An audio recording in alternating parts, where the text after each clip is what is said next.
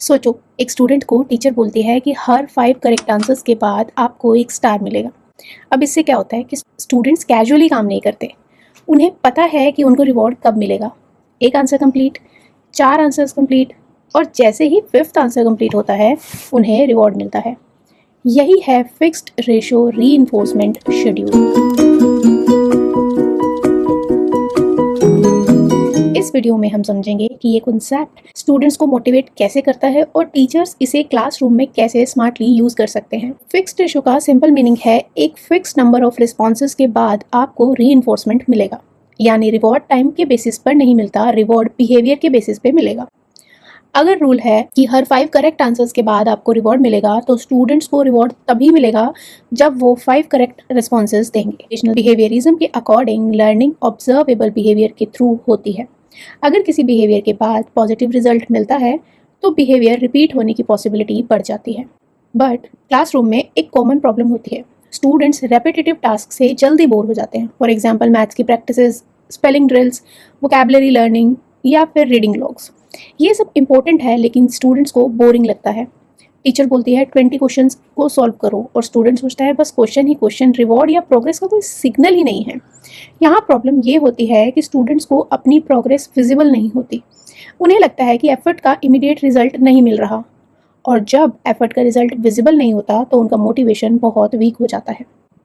Research के according अगर behaviour के बाद रीइंफोर्समेंट नहीं मिलता तो बिहेवियर ग्रेजुअली डिक्रीज हो सकता है। यानी अगर स्टूडेंट्स रेपिटेडली प्रैक्टिस कर रहे हैं बट उसे कोई फीडबैक, प्रेज, पॉइंट, स्टार्स या रिकॉग्निशन नहीं मिल रहा तो उसका लर्निंग बिहेवियर वीक पड़ सकता है। का सॉल्यूशन है फिक्स्ड रेशियो रीइंफोर्समेंट शेड्यूल। इसमें टीचर्स एक क्लियर रूल सेट कर सकते हैं। फॉर एग्जाम्पल, जैसे कि मैंने अभी आपको बताया कि हर 5 करेक्ट आंसर्स के बाद एक स्टार मिलेगा। अब स्टूडेंट्स को एग्जैक्टली पता चल जाएगा कि मुझे क्या करना है, कितना करना है और मुझे रिवॉर्ड कब मिलेगा। पॉइंट ये है कि रीइंफोर्समेंट प्रिडिक्टेबल होता है। स्टूडेंट्स को पता है कि रिवॉर्ड रैंडम नहीं है, रिवॉर्ड डायरेक्टली उसके एफर्ट और परफॉर्मेंस से लिंक्ड है। इससे क्लासरूम में डिसिप्लिन और प्रोडक्टिविटी दोनों इम्प्रूव किए जा सकते हैं। साइकोलॉजिकली समझते हैं कि ये कैसे काम करता है। ऑपरेंट कंडीशनिंग के अकॉर्डिंग बिहेवियर कॉन्सिक्वेंसेस के थ्रू शेप अप होता है। अगर किसी बिहेवियर के बाद पॉजिटिव कॉन्सिक्वेंसेस मिलते हैं तो बिहेवियर रिपीट होने के चांसेस बढ़ जाते हैं।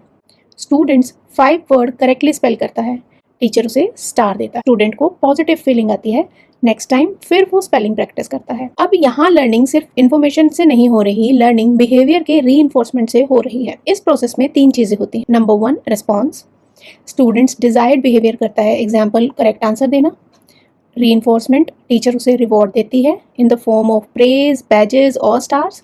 एंड देन स्ट्रेंथनिंग, स्टूडेंट्स का बिहेवियर स्ट्रॉन्ग हो जाता है और वो सेम बिहेवियर को बार बार रिपीट करना चाहते हैं। चलिए अब हम इसको एक रियल क्लासरूम सिनेरियो में देखते हैं। टीचर ने बोला कि हर करेक्ट सम्स के बाद आपको एक पॉइंट मिलेगा। स्टूडेंट्स रेपिटेडली सम्स को सॉल्व कर रहे हैं, प्रैक्टिस उनकी इंक्रीज हो रही है, स्पीड भी बढ़ रही है, and the best part is accuracy भी बेटर हो रही है। लेकिन टीचर को ध्यान रखना चाहिए कि रिवॉर्ड सिर्फ क्वांटिटी पर ना हो, क्वालिटी भी इंपॉर्टेंट होनी चाहिए।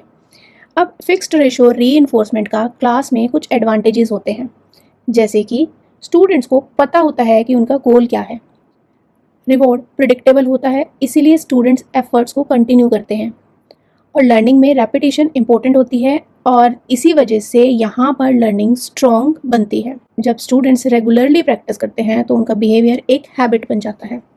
बट इसकी कुछ शॉर्टकमिंग्स भी हैं। अगर हर लर्निंग एक्टिविटी रिवॉर्ड बेस्ड हो जाएगी तो स्टूडेंट्स सिर्फ रिवॉर्ड के लिए काम करेंगे। इंट्रिंसिक मोटिवेशन कम हो जाएगा, उनके अंदर मोटिवेशन कम हो सकता है। इसीलिए टीचर को ग्रेजुअली एक्सटर्नल रिवॉर्ड्स को रिड्यूस करना चाहिए और इंटरनल मोटिवेशन बिल्ड करना चाहिए। कैसे? इनिशियली तो आप स्टार्ट कर सकते हो, लेटर ऑन आप वर्बल प्रेज दे सकते हो, देन आप उनको सेल्फ प्रोग्रेस ट्रैकिंग यूज़ करवा सकते हो, और फाइनली स्टूडेंट्स को फील करवाओ कि लर्निंग एक वैल्यूएबल थिंग है। तो आज हमने समझा कि fixed ratio reinforcement schedule educational psychology में कैसे काम करता है और रियल क्लास में कैसे काम करता है। ये स्ट्रेटजी स्पेशली यूज़फुल है जब हमें स्टूडेंट्स से कंसिस्टेंट प्रैक्टिस करवानी है, लेकिन इसका स्मार्ट यूज़ ज़रूरी है। रिवॉर्ड लर्निंग को सपोर्ट करे, रिप्लेस ना करे। आपको ये एक्सप्लेनेशन यूज़फुल लगी है तो वीडियो को लाइक करें, चैनल को सब्सक्राइब करें और कमेंट में बताएं कि आप क्लासरूम में फिक्स्ड रेशियो शेड्यूल का एग्जाम्पल यूज़ करते हैं या नहीं करते हैं। Thank you for watching till here. I will meet you in the next video. Till then bye.